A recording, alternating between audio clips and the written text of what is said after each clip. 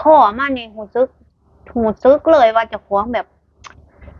เป็นแบบใดอะพี่น้อง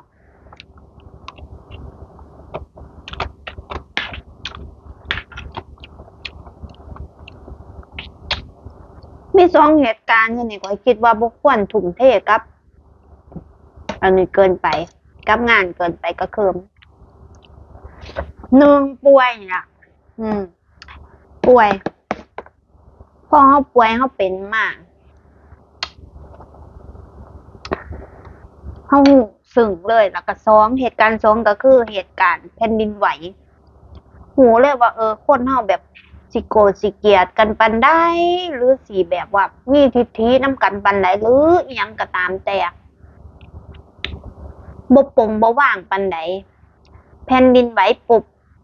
คือข้อยรู้เลยว่าเสี้ยววินาทีคือคนเราคือไปได้เลยพร้อมกันน่ะ